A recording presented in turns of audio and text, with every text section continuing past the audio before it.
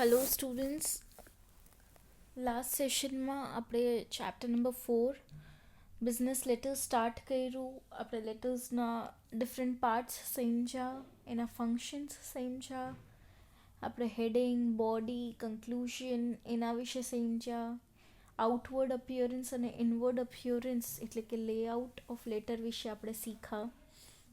હવે આપણે સ્ટાર્ટ કરવાનું છે salient features of a business લેટરથી. It should be formal without being intimate. Formal હોવું જોઈએ, ઇન્ટિમેટ એટલે કે પર્સનલ ન હોવું જોઈએ, કેમ કે આપણે બિઝનેસ લેટર લખી રહ્યા છીએ. Its tone must be a combination of politeness and firmness. Politely વાત કરવાની છે પણ સાથે ફર્મનેસ એટલે સ્ટ્રિક્ટલી પણ વાત કરવાની છે. એમાં તમે ઢીલ મૂકો તો તમારી ડીલ ન થઈ શકે. Must have clarity of thought. તમારી જે થોટ તમે ત્યાં પુટઅપ મેસેજ જે પુટઅપ કરવા માંગો છો એ ક્લિયર હોવો જોઈએ.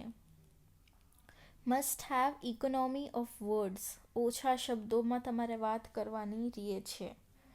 Must have simplicity and correctness of language. Simple રીતના લખવાનું અને કરેક્ટ લેંગ્વેજ યુઝ કરવાની.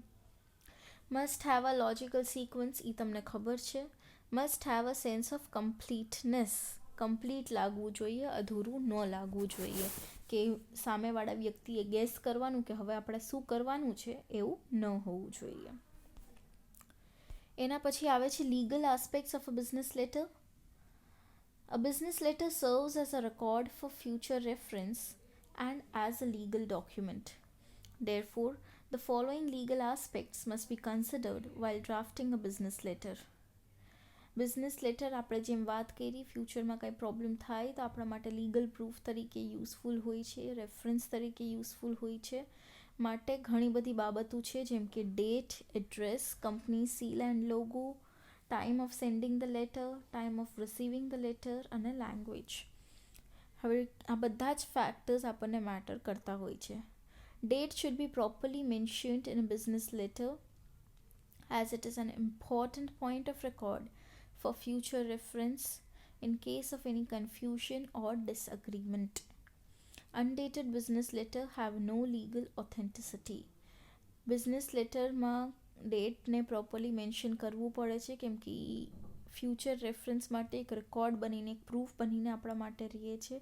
ઇન કેસ કોઈ કન્ફ્યુઝન યા ડિસએગ્રીમેન્ટ થઈ જાય તો અનડેટેડ લેટર્સની કોઈ ઓથોરિટી રહેતી નથી, એટલે એને કાંઈ ગણતરીમાં આવતા નથી.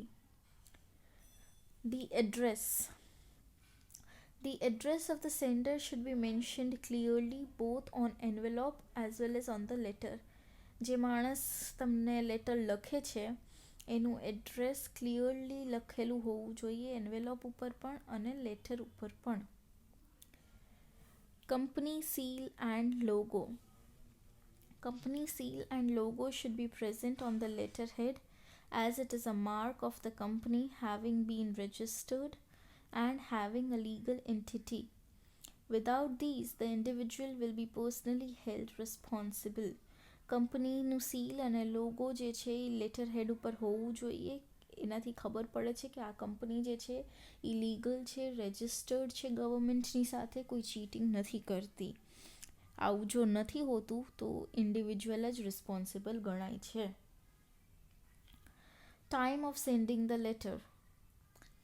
The time of sending the letter should be noted as part of safe legal measure. તમે કેટલા વાગે લેટર મોકલો છો એ ટાઈમ નોટ કરી લેવો જોઈએ, જેથી કરીને આગળ કોઈ કેસ કબાડા થાય તો તમારી પાસે પ્રૂફ રહે છે કે તમે આટલા વાગે લેટર મોકલી દીધો છે.